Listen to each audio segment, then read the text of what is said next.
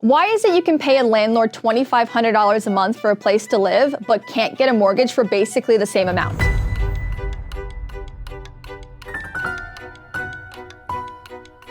Well, it's because ownership comes with a bunch of other costs that nobody wants to talk about, except for me. So let's break it down. First, the upfront stuff. Average rent for a one-bedroom condo in Toronto is $2,500. To get a comparable monthly mortgage payment, that's a $480,000 mortgage. At an interest rate of 5% over 30 years, that's this much a month. But that $2,500 just monthly is with a full 20% deposit. Anything lower than that not only means a higher overall loan, it also means you're legally required to pay something called mortgage default insurance. You see, less money upfront means a riskier investment for the lender, hence insurance.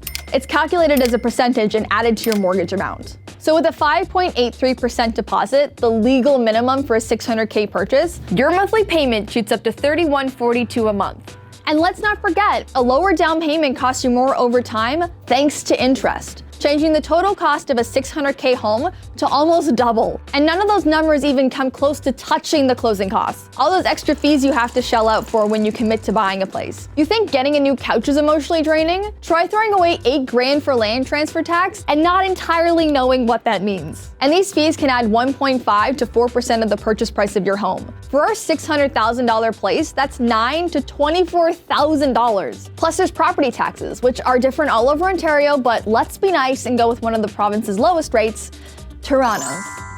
That's adding $358 a month. Again, assuming you put 20% down, that monthly payment goes up to $2,920. And on top of that, the best you're getting in Toronto for $600K is a condo, and condo fees start at $300, but can go all the way up to past $1,000 a month, depending on your square footage, amenities, age of the building, blah, blah, blah, blah, blah. Let's be generous and say your fees are in the middle of that, so $600. Now that's $3,520 a month, which jumps to $4,100 if you were only able to put down 5.83%. We've gone way past that $2,500 rental target and haven't even begun to mention utilities and maintenance. To actually get your monthly down to that cuddly safe $2,500, we'd have to aim for a monthly mortgage payment closer to $1,500. And while not impossible, that can be a very difficult thing to find, especially in a popular area. Now, one of the reasons that people get so stressed out about renting versus owning is because there's no one right way to do it. Both have their advantages. Renting doesn't tie you down. It's easier to leave a lease than sell a home. If something goes wrong, it's your landlord's job to deal with it. You can coast along happily knowing you don't have to drop $2,000 to get a dishwasher when the old one leaks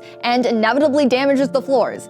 Ask any homeowner, maintenance is a huge time and money drain. And renting's just cheaper. No giant down payment, just first and last month's rent. And since your money isn't tied up in an expensive home investment, you have the opportunity to grow your savings elsewhere. Buying, on the other hand, can mean stability for some people.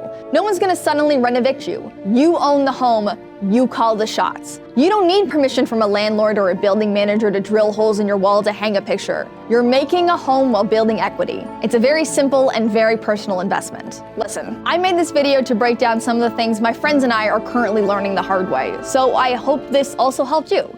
If you have any questions about anything you feel you should know as an adult but don't, put them in the comments and I'll do my best to answer them.